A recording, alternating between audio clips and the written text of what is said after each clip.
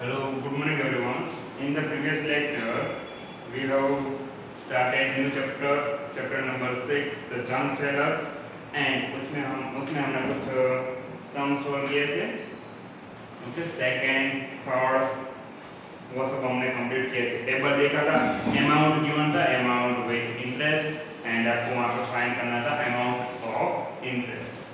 Okay, तो simply वहाँ पर हमने किया सब्ट्रैक्शन. अब नेक्स्ट जो आ रहा है उसमें पेज नंबर 76 पे फोर्थ सम है, उसका फर्स्ट पार्ट है. Harilal took a loan of 300 rupees from a bank.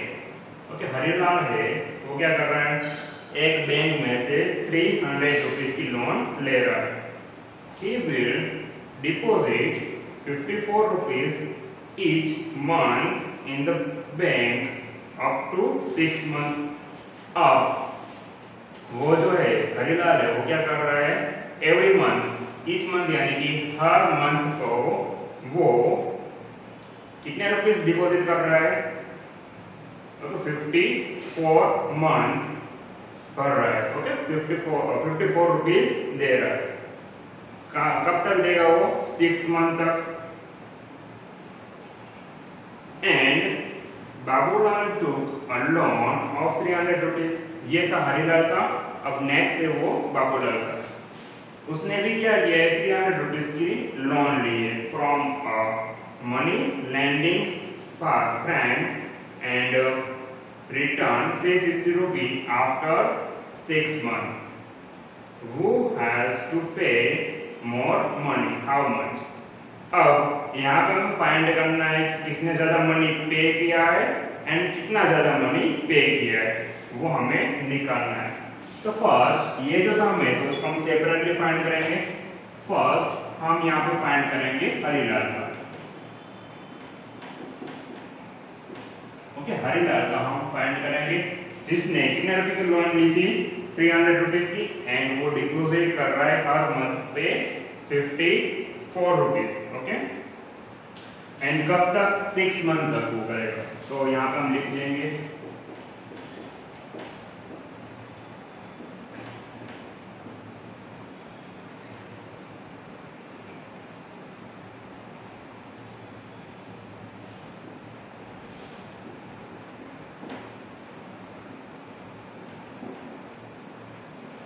Total money Harilal ने कितनी पे की होगी.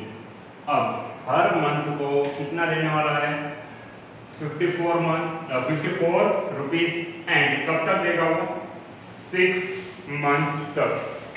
तो सिंपली 54 इंटू 6 हो जाएगा.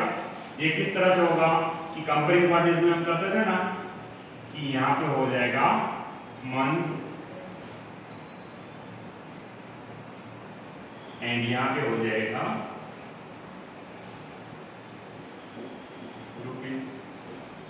ओके, अब 1 मंथ में वो कितने रुपीस देगा, 54 रुपीस. तो 6 मंथ में हाउ मेनी, क्रॉस मल्टीप्लाई, यानी इन दोनों का हमें क्या करना पड़ेगा, मल्टीप्लिकेशन. अगर ये नहीं लिख रहे हो डायरेक्ट ये लिखा है तो भी चलेगा, एंड अगर समझ में नहीं आ रहा है तो फर्स्ट ये लिख देना एंड उसके बाद ये लिखना है. ओके, अब यहाँ पे सिंपली हमें क्या करना पड़ेगा, 54 का 6 से मल्टीप्लिकेशन. ओके, डायरेक्ट आ रहा है डायरेक्ट करो, अदरवाइज यहाँ पे साइड में कर देना 54 6 4 जा 24, 5 6 जा 30 प्लस 2 32, यानी कि 320 रुपीज, 324 रुपीज, इतने रुपीस हरिलाल है वो पे करेगा. उसने लोन ली 300 रुपीज की, एंड वो जो बैंक है उसमें कितने रुपीस देगा वापस, back up to 6 month. Okay, यानी कि वो बैंक में 324 रुपीस वापस देगा. अब हम नेक्स्ट फाइंड करते हैं, वो क्या था, बाबूलाल.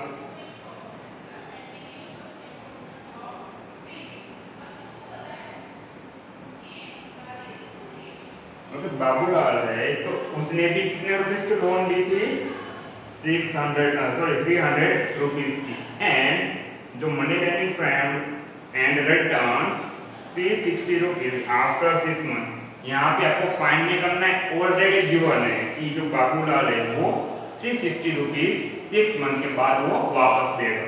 ओके, तो अब क्वेश्चन ये है कि वो हैज टू पे मोर मनी। ओके, तो किसने ज्यादा रुपीज वापस दिए होंगे? तो फर्स्ट बाबूलाल का तो हमें गिवन ही है, तो उसका फाइंड करने की जरूरत नहीं है, सिंपली लिख दो Babulal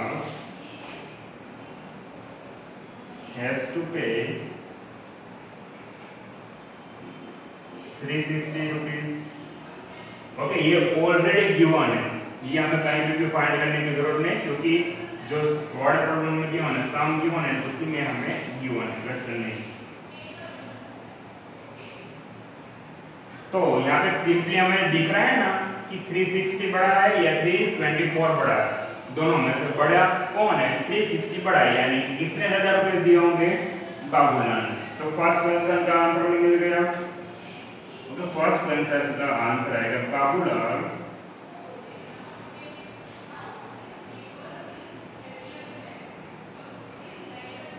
has to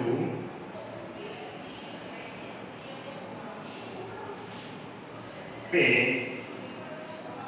more money.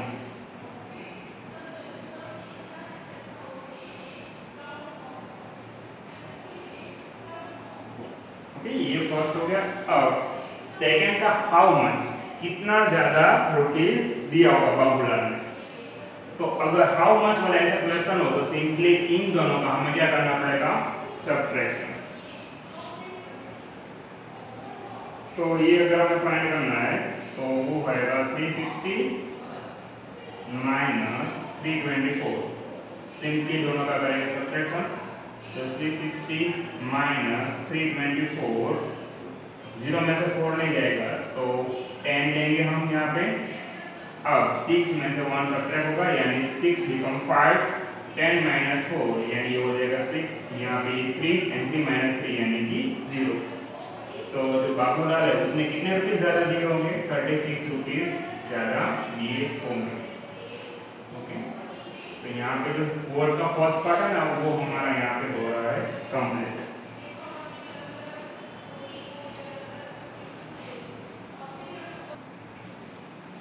Next है वर्ड का second part. Sankarlal took a loan of 6,000 rupees from a bank to make a shop. Shankarlal है वो भी क्या कर रहा है? बैंक में से लोन ले रहा है, एंड किसके लिए? शॉप बनाने के लिए 6,000 रुपीस की उसने लोन ली है। He will deposit 1,060 rupees each month in the bank up to 6 months.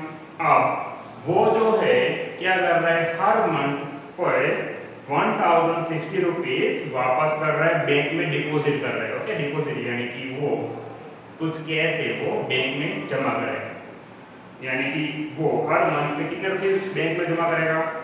1,060 rupees वो हर मंथ पे वापस बैंक में जमा कर देगा। वैसे ही दूसरा गिवन है, रजनी भाई टुक a loan of 6,000 rupees from a money lending friend and returned 6,600 या फिर 6,600 कह सकते हो आफ्टर 6 मंथ। सेम ऊपर वाला ही सम बन रहा है जैसा हमने यहाँ पे हरिलाल एंड बाबूलाल का फाइंड किया था, वैसे किसका फाइंड करेंगे? शंकरलाल एंड रजनी भाई। तो फर्स्ट शंकरलाल का करते हैं हम।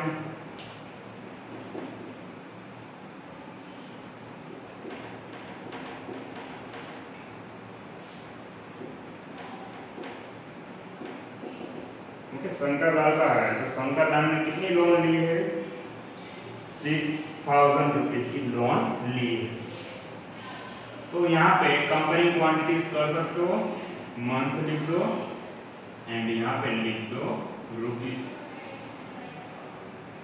फर्स्ट मंथ यानी कि एक मंथ में वो कितना रुपीज वापस करेगा? 1,060 रुपीज। तो आफ्टर 6 मंथ के बाद कितने रुपीस वो रिटर्न करेगा? क्रॉस मल्टीप्लाई होगा, यानी इन दोनों का होगा मल्टीप्लिकेशन। तो अब डायरेक्ट यहाँ पे आप लिख सकते हो ना, जैसे ऊपर लिखा था हमने इसके पहले वाले सम में, टोटल मनी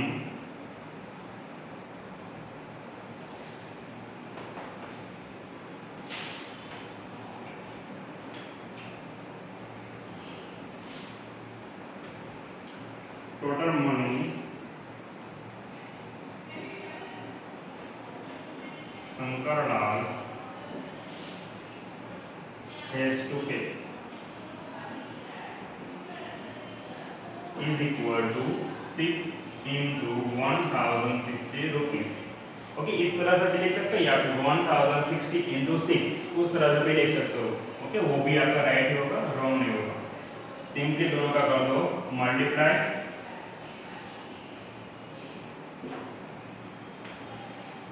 1060 रुपीज इंटू 6, 6 0 या होगा 0, 6 6 जा 36, फिर कैरी फॉरवर्ड 6 0 जा 0 एंड 0 प्लस 3 यानी कि 3, 6 1 जा 6, यानी कि जो शंकरलाल है उन्होंने 6360 रुपीज पे किए। ओके, आगे मैंने यहाँ पे लिखा है ना, वो रुपीज की साइन है, तो इतने रुपये किसने वापस किए? शंकरलाल। अब नेक्स्ट है रजनी भाई।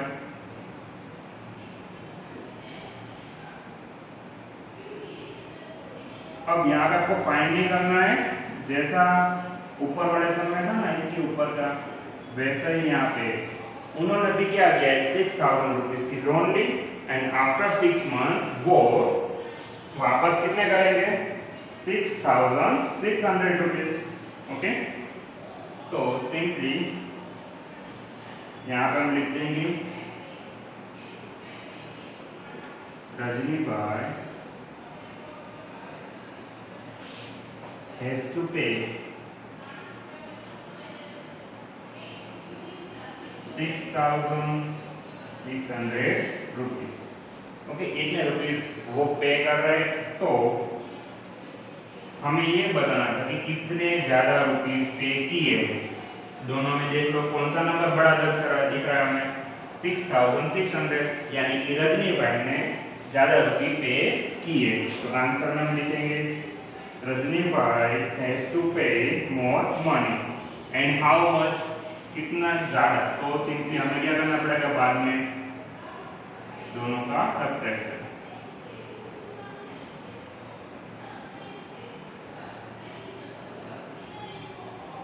हैज टू पे more money, okay, and how much ऐसा आपको कहा है, तो यहाँ पे जो मैं लिख रहा हूँ ना वो लास्ट में लिखना।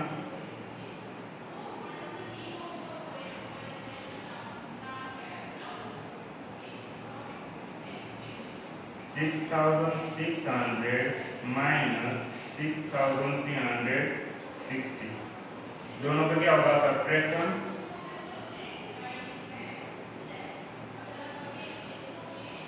0 माइनस 0 0, 0 में से 6 नहीं जाएगा तो 0 becomes 10, यहाँ पे ये हो जाएगा 5,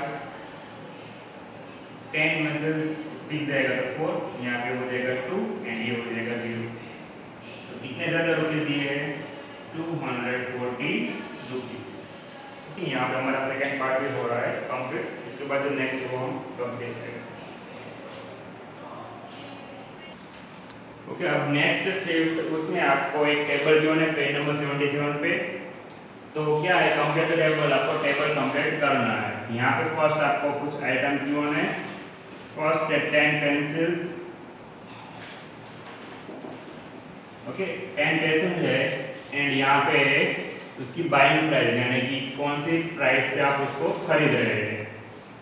तो बाइंग प्राइस है 35 रुपीज एंड सेलिंग प्राइस यानी कि आप उस पेंसिल को बेच रहे हो। ओके, अगर आप पेंसिल लेके आ गए एंड आपको पसंद नहीं आ रही एंड आपके कोई कजिन या कोई भी वगैरह है फ्रेंड से तो उसको पसंद आ रही है, तो आप उसको सेल कर रहे हो, तो सेलिंग प्राइस अगर आप लगा रहे हो 40 रुपीज, तो आपको प्रॉफिट होगा या लॉस होगा वो आपको बताना है।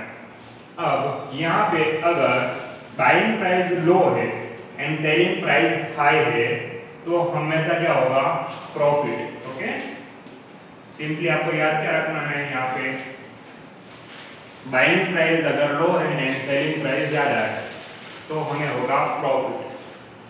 एंड वैसे भी आप समझ सकते हो कि कोई भी एक आप फॉर एग्जांपल एक पेंसिल आपने ली, वो आपने ली 5 रुपीज में एंड आप किसी दूसरे अपने फ्रेंड को 10 रुपीज में बेच रहे हो, तो 5 रुपीज और एक्स्ट्रा आपके पास बचे ना, तो उसकी बाइंग प्राइस यानी कि हमने 5 रुपीज में खरीदी थी, 10 रुपीज में आपने बेच दी, तो 5 रुपीज एक्स्ट्रा आपके पास बच रहे, तो आपका क्या हुआ, प्रॉफिट हुआ। ओके, एंड अगर आपने वो खरीदी थी 10 रुपीज में एंड आपने उसको बेच दी 5 रुपीज में, तो आपका लॉस हो जाएगा। ओके, आपने खरीदी थी 10 रुपीज में एंड आप उसको कम प्राइस में बेच रहे हो, तो ये क्या हो जाएगा, लॉस। ओके, तो जहाँ पे भी बाइंग प्राइस यानी कि आपने जो खरीदा हुआ आइटम है, कोई भी चीज़ है, वो अगर कम है एंड सेलिंग प्राइस ज़्यादा है तो होगा प्रॉफिट, अगर बाइंग प्राइस ज़्यादा है एंड सेलिंग प्राइस कम है तो ये हो जाएगा लॉस।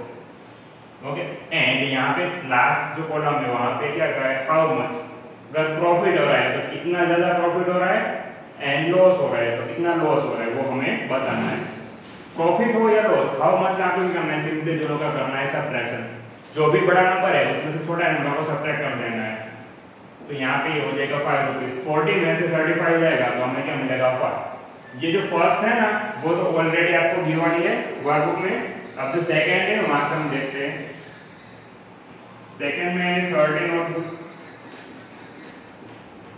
नोटबुक्स एंड उसकी बाइंग प्राइस है 135, सेलिंग प्राइस है 165।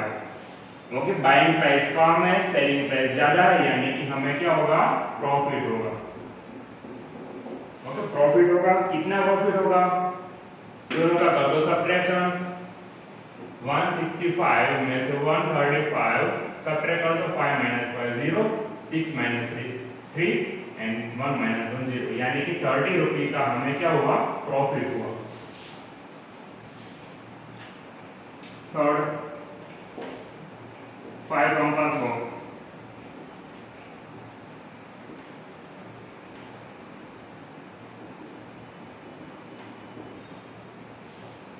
ओके, वो आपने खरीदे है 185 रुपीज में एंड आप उसको बेच रहे हो 210 रुपीज में, तो प्रॉफिट होगा या लॉस होगा, सिंपली बाइंग प्राइस कम है, सेलिंग प्राइस ज्यादा है, तो हमें होगा प्रॉफिट। एंड कितना ज्यादा प्रॉफिट, कितना प्रॉफिट हुआ, दोनों का कर दो सब्ट्रैक्शन, 210 - 185, 0 में से 5 में जाएगा तो 0 बिकम 10 एंड ये हो जाएगा 0, ये हो जाएगा 1, ये होगा 10, तो 10 में से 5 जाएगा तो 5, यहाँ पे आएगा 2। ओके, तो 25 रुपये का क्या होगा, प्रॉफिट होगा। ओके, सिंपली आपको करना है इन दोनों का सब्ट्रैक्शन, सब्ट्रैक्शन में जो भी आंसर आएगा वो सभी आपको हाउ मच में लिख देना है। एंड प्रॉफिट एंड लॉस का मैंने आपको बताया कि जो भी आपको गिवन है उसमें अगर बाइंग प्राइस ज्यादा है एंड सेलिंग प्राइस कम है तो लॉस, ये कम है ये ज्यादा है तो प्रॉफिट। वन टेबल, एक टेबल है उसकी बाइंग प्राइस है 325 एंड सेलिंग प्राइस है 403, ये कम है ये ज्यादा है। ओके, यानी कि आपने टेबल को कम रुपीस में खरीदा है एंड ज्यादा रुपीस में आपने उसको बेच दिया, तो आपका होगा प्रॉफिट। दोनों का कर दो सब्ट्रैक्शन, 403 - 325, 3 में से 5 नहीं जा रहा है तो 3 becomes 13, 3 में 10 ऐड करेंगे, अब यहाँ पे कुछ नहीं है तो ये हो जाएगा 9 एंड ये हो जाएगा 3, अब ये हो जाएगा 8, 13 में से 5 जाएगा तो 8, यहाँ पे आ जाएगा 7। ओके, एंड ये हो जाएगा 0, तो 78 रुपये का क्या हुआ, प्रॉफिट हुआ।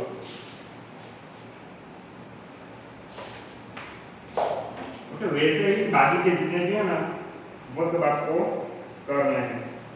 ओके, एक कर लेता हूँ, बाकी की जो है ना 6 से 10 होमवर्क में कर देना। 6 में गिवन है